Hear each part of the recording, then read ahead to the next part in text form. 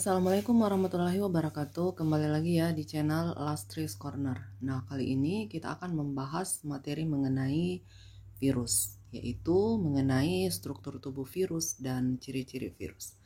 Nah, silahkan adik-adik simak ya. Tapi sebelumnya jangan lupa like, share, dan subscribe untuk membantu saya membangun channel ini. Nah, pasti sekarang muncul pertanyaan ya, apakah itu virus? Nah, saya kira ini istilah yang tidak asing ya, yang mungkin sering adik-adik dengar, apalagi yang sering main medsos atau sering main komputer, itu kita sering mendengar istilah virus ini. Nah, di sini virus itu sebenarnya apa? Nah, kalau misalnya kita bicara dunia komputer, maka virus ini adalah program yang dapat mengganggu kinerja program lainnya. Jadi biasanya kita dapat istilah ya, kalau misalnya di dunia komputer itu komputernya terserang virus. Nah ya, jadi kalau di dunia medsos ada kata viral. Viral ini sebenarnya dasar katanya sebenarnya asalnya dari virus ya. Jadi virus viral itu artinya seperti virus. Nah, biasanya berita-berita yang viral di medsos itu dengan gampang mudah menyebar. Ya, makanya disebut dia viral atau seperti virus. Kenapa? Karena virus itu mempunyai sifat mudah menyebar. Nah, itu beberapa istilah ya yang sering adik-adik jumpai. Nah, tapi sekarang di sini yang akan kita bahas itu adalah virus yang betul-betul virus ya. Dalam artian yang kita pelajari di biologi ataupun di dunia kedokteran. Nah, virus ini bisa dikategorikan makhluk hidup, bisa juga dikatakan benda mati. Jadi, kalau misalnya dia ada pada benda hidup atau makhluk hidup, maka dia bisa hidup. Tapi kalau dia ada pada benda mati, maka dia juga mati atau tidak hidup. Nah, virus ini juga memiliki materi genetik. Jadi, virus yang memiliki materi genetik itu dapat menyebabkan penyakit atau kelainan pada manusia dan makhluk hidup yang lain. Nah, di sini virus ini berasal dari bahasa Latin virion yang artinya racun. Nah, virus ini pertama kali ditemukan oleh seorang ahli biologi Rusia bernama Ivanovsky pada tahun 1892 dan Bejerin pada tahun 1899, ilmuwan berkebangsaan Belanda. Nah, virus yang ia temukan ini dikenal dengan nama TMV atau Tobacco Mosaic Virus. Jadi ini pertama kali ditemukan pada tanaman tembakau. Virus ini dia merupakan partikel yang sangat kecil ya, ultramikroskopis dan sederhana. Kalau misalnya kita bandingkan dengan bakteri, ukuran virus ini jauh lebih kecil daripada bakteri. Nah, pertanyaannya sekarang, apakah virus itu merupakan makhluk hidup? Karena tadi di awal bisa dikategorikan kalau dia ada di makhluk hidup maka dia hidup, kalau dia ada di benda mati maka dia juga mati. Nah, jadi muncullah pertanyaan, apakah virus ini merupakan makhluk hidup? Nah, sekarang kita lihat, virus itu tidak hidup. Jadi makanya walaupun misalnya dia tak kasat mata ya, tidak bisa kita amati dengan mata telanjang, sama halnya bakteri, tapi virus ini kita tidak bisa kategorikan dia makhluk hidup satu sel. Kenapa? Karena dia tidak mempunyai ciri-ciri seperti sel. Makanya virus itu tidak hidup. Namun dia berada di antara bentuk kehidupan dan zat kimiawi. Jadi dia berada di antara hidup atau zat kimia. Nah, jadi istilahnya virus ini menjalani hidup pinjaman. Jadi dia hanya bisa hidup kalau dia menumpang pada makhluk hidup. Tapi kalau misalnya dia ada di benda mati, maka dia juga akan mati. Nah, ini sumbernya dari Campbell. Nah, di sini virus itu bukan sel ya. Jadi seperti yang tadi disinggung ya, virus bukan sel karena dia tidak memiliki ciri sel. Ukurannya jauh lebih kecil daripada sel bakteri. Nah, virus ini merupakan partikel penginfeksi yang terdiri atas asam nukleat berselubung protein. Dan pada beberapa kasus itu dilindungi oleh amplop dan dia mempunyai membran. Nah, jadi di sini salah satu alasan ya kenapa virus kita tidak bisa kategorikan sel karena tubuh virus itu tidak memiliki ciri-ciri sama halnya yang dimiliki oleh sel. Jadi walaupun dia tidak kelihatan, tidak bisa dilihat langsung oleh mata, seperti halnya bakteri, jadi kita tidak bisa kategorikan dia sebagai makhluk hidup bersel satu.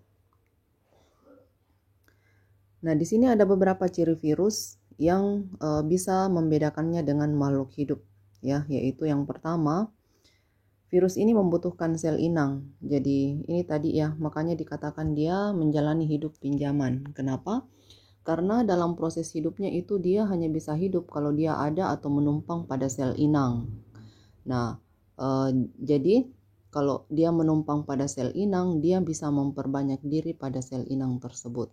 Jadi dia hanya bisa memperbanyak diri pada sel-sel hidup. Jadi makanya dia dikategorikan makhluk hidup karena dia bisa memperbanyak diri. Karena itu adalah salah satu ciri dari makhluk hidup. Kemudian yang kedua, virus hanya memiliki satu jenis asam nukleat. Ya, sebagaimana kita ketahui bahwa asam nukleat atau yang kita sering sebut itu materi genetik ada dua, DNA dan RNA. Nah, virus hanya memiliki salah satunya, DNA saja atau RNA saja. Jadi, kalau misalnya virus memiliki DNA, maka kita sebut dia virus DNA.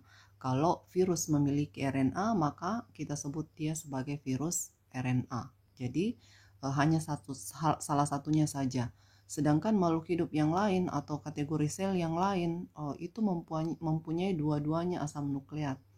Jadi hanya virus saja yang memiliki satu saja asam nukleat, DNA saja atau RNA saja. Kemudian yang ketiga, virus itu tidak memiliki enzim untuk melakukan metabolisme untuk kehidupannya. Jadi seperti halnya makhluk hidup lain itu bisa memproduksi enzim. Jadi tubuhnya bisa menghasilkan enzim, tapi pada virus sama sekali tidak bisa menghasilkan enzim ya untuk proses metabolisme. Sedangkan yang namanya proses metabolisme itu biasanya dibantu oleh enzim. Kemudian selanjutnya yang keempat, ciri-ciri virus yang membedakannya dengan makhluk hidup itu adalah virus itu hanya dapat memproduksi materi genetiknya. Sedangkan selubung proteinnya dan struktur lainnya itu diperoleh dari sel inang. Jadi pada saat dia berada pada sel inang, dia bisa memperbanyak diri dengan cara menyuntikkan DNA-nya ke sel inang. Kemudian selanjutnya DNA virus ini akan menguasai sel inang tersebut. Jadi dia hanya bisa memproduksi materi genetiknya saja, DNA atau RNA saja. Sedangkan yang lain itu semuanya diperoleh dari sel inang. Jadi makanya tanpa sel inang dia tidak bisa hidup. Nah, kemudian selanjutnya itu ciri lain, virus ini dapat dikristalkan ya. Jadi kalau dikatakan dikristalkan itu dia bisa berupa benda mati dan dapat dicairkan kembali. Artinya kapan misalnya dia berada pada benda mati dia akan mati ya. Tapi pada saat dia bertemu atau ada pada sel inang maka dia akan hidup. Jadi makanya dikatakan di sini dia bisa dicairkan kembali. Kemudian selanjutnya di sini ciri yang lain, di luar sel inang virus ini tidak dapat hidup sehingga dia ini istilahnya adalah parasit intraseluler obligat. Jadi dia parasit obligat ya. Dia hanya bisa hidup kalau dia menumpang pada sel inang. Itu disebut dengan parasit obligat intraseluler. Nah, selanjutnya di sini mengenai ukuran virus ya. Tadi sudah disinggung bahwa ukuran virus itu jauh lebih kecil daripada ukuran bakteri. Tubuhnya itu berukuran antara 20 sampai 300 nanometer. 1 nanometer itu adalah seper 1 triliun ya meter. Jadi kalian bisa bayangkan bagaimana kecilnya virus itu. Kemudian pengamatan. Virus ini hanya bisa diamati dengan mikroskop elektron. Jadi beda dengan bakteri ya. Jadi bakteri itu ukuran selnya lebih besar dibandingkan virus. Dengan mikroskop cahaya kita masih bisa melihat morfologi bakteri maksud saya ya. Tapi kalau virus ini kita tidak bisa mengamati virus dengan menggunakan mikroskop cahaya. Hanya dia hanya bisa terlihat dengan menggunakan mikroskop elektron. Nah, sekarang kita lihat bentuk virus. Yang pertama berbentuk batang. Ya, jadi bisa diperhatikan di sini ada RNA-nya dan kapsid. Ini adalah selubung protein ya. Jadi di sini artinya karena dia memiliki RNA, maka dia ini adalah virus RNA. Jadi ini contohnya pada virus mosaik tembakau, itu dia berbentuk batang. Nah, dia memiliki kapsid helix. Jadi helix ya, kayak apa ya? Helix itu mirip DNA ya, karena mungkin dia mempunyai DNA sehingga dia seperti helix dengan bentuk keseluruhan itu seperti batang tembakau. Bentuk yang kedua polihedral. Jadi di sini juga ada DNA ya. DNA artinya materi genetiknya ini adalah DNA. Ada glikoproteinnya. Ini contohnya adenovirus ya, adenovirus. Nah, di sini dia adenovirus ini dia memiliki kapsid ikosahedral dengan duri glikoprotein pada setiap titik sudut. Jadi ini ya maksudnya. Glikoprotein ini di setiap sudut dimiliki ya. Jadi semua ini titik-titik yang ini disebut dengan glikoprotein. Kemudian bentuk yang ketiga ini berbentuk bola. Ini contohnya ada pada virus influenza. Jadi di sini untuk virus influenza, di sini dia memiliki amplop luar yang bertanamkan duri glikoprotein. Jadi dia juga punya duri-duri glikoprotein ini yang berwarna biru ya. Jadi ini yang berwarna biru, ini kelihatan ya. Jadi dia mempunyai duri-duri glikoprotein. Jadi dia juga mempunyai envelope atau amplop. Nah, di sini dia materi genetiknya adalah RNA. Jadi kalau yang tadi ini dua-duanya RNA, DNA, RNA, DNA, kemudian RNA. Kemudian yang keempat bentuk ini huruf T. Jadi bentuk huruf T ini umum kita jumpai, ini adalah bakteriofag T4. Jadi ini contohnya bakteriofag T4. Jadi di sini untuk bakteriofag T4 di sini dia memiliki kapsid yang terdiri atas sebuah kepala ikosahedral. Jadi kepalanya berbentuk segi 6. Dan dia juga mempunyai selubung ekor. Jadi selubung ekor inilah nantinya yang berfungsi untuk menempel pada inang dan menyuntikkan materi genetiknya. Nah, ini lebih jelasnya perbandingan gambarnya ya. Yang di atas ini dan yang di bawah. Yang di bawah ini adalah yang kita lihat lewat mikroskop elektron. Jadi ini tobacco mosaic virus, ini contohnya adenovirus, kemudian ini virus influenza, dan ini virus T bakteriofag. Jadi adik-adik bisa bandingkan materi-materi genetik yang mereka punya, ada RNA, ada DNA, dan hanya salah satunya saja, tidak pernah dua-duanya. Berbeda dengan sel bakteri atau sel-sel yang lain. Nah, di sini kita masuk ya mengenai struktur tubuh virus. Nah, virus ini memiliki struktur yang sangat sederhana. Ini ada beberapa bagian-bagian tubuh virus. Nah, bisa diperhatikan di sini. Di sini saya ambil contoh adalah virus bakteriofag ya, atau T4. Nah, di sini ada beberapa bagian-bagian tubuhnya. Yang pertama ada materi genetik. Jadi di sini dia punya DNA ya sebagai materi genetiknya, hanya satu ya, DNA. Jadi biasa DNA atau kadang RNA. Yang jelas salah satunya saja, tidak pernah dua-duanya. Nah, di sini virus DNA. Virus DNA itu jadi kalau dia mempunyai materi genetik DNA, maka kita sebut dia sebagai virus DNA. Jadi dia memiliki asam nukleat DNA, nama famili virus dan contohnya itu misalnya ya, contohnya di sini ada Myoviridae, contohnya T4. Jadi virus yang menyerang bakteri ya, bakteriofag. Herpes viridae, contohnya simplex virus atau virus herpes. Hepatnaviridae, contohnya orthohepatnavirus. Jadi ini virus yang menyebabkan hepatitis B. Jadi hepatitis B ini penyakit yang menyerang hati. Nah, kalau virus RNA artinya materi genetiknya berupa RNA. Nama famili dan contohnya itu ada Dreyroviridae, contohnya HIV ya. Jadi mungkin HIV tidak asing bagi adik-adik di sini ya. Human Immunodeficiency Virus. Jadi virus yang menyerang sistem kekebalan manusia. Jadi contohnya itu ini bisa menyebabkan penyakit AIDS. Kemudian ada Orthomyxoviridae. Ini contohnya orthomyxovirus ya, jadi virus influenza. Nah, kemudian bagian-bagian yang lain dari tubuh virus itu ada kapsid ya. Yang kedua kapsid ini disebut juga sebagai selubung protein. Jadi yang bisa tadi dibuat sendiri oleh virus hanya DNA-nya, sedangkan kapsid dan selubung protein semuanya berasal dari inang. Nah, kapsid ini merupakan suatu protein pelindung yang membungkus materi genetik.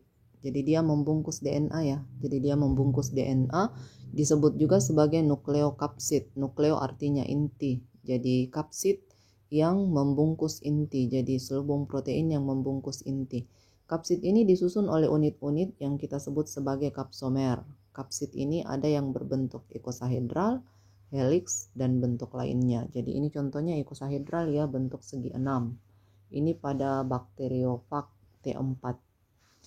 Nah, kapsid di sini mempunyai fungsi yang pertama itu dia membungkus dan melindungi asam nukleat atau RNA, di sini DNA ya, DNA atau RNA agar tidak tercerna oleh enzim. Yang kedua, memberi tempat perlekatan yang memungkinkan virion dapat melekat pada sel inang. Jadi, kapsid ini membantu dalam proses perlekatan virus ke sel inang. Kemudian yang ketiga, memberi bentuk pada virion. Jadi inilah yang bentuk virion itu tergantung dari bentuk kapsidnya. Jadi kalau dia segi 6, maka segi 6. Oke. Masih ya mengenai struktur tubuh virus. Bagian ketiga di sini ada amplop atau sampul. Jadi di sini kita mengambil bentuk lain ya dari struktur tubuh virus. Jadi virus itu mempunyai amplop atau sampul.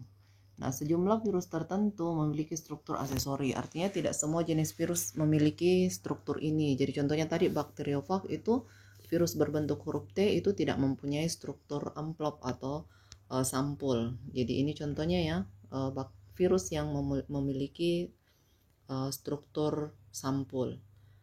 Jadi amplop ini membantu virus untuk menginfeksi sel inang. Amplop adalah membran lipoprotein yang mengelilingi kapsid. Jadi lipoprotein itu adalah lipid dan protein ya, lemak dan protein. Kemudian amplop virus hanya ditemukan pada beberapa virus. Jadi ini contohnya misalnya pada virus influenza itu dia mempunyai amplop ya. Jadi ini ya phospholipid envelope. Jadi ada pada virus influenza. Nah, kemudian amplop virus atau virus envelope ini yang berasal dari sel inang mengandung fosfolipid dan protein membran sel inang. Amplop juga mengandung protein dan glikoprotein dari virus. Oke, saya kira untuk struktur virus dan ciri-ciri virus sampai di sini dulu ya adik-adik. Semoga adik-adik bisa paham dengan materi ini. Jika ada yang kurang paham, silakan ditanyakan lewat kolom komentar. Sampai jumpa lagi di video-video berikutnya ya. Jadi mengenai reproduksi virus. Ya. Sekian, semoga bermanfaat. Assalamualaikum warahmatullahi wabarakatuh.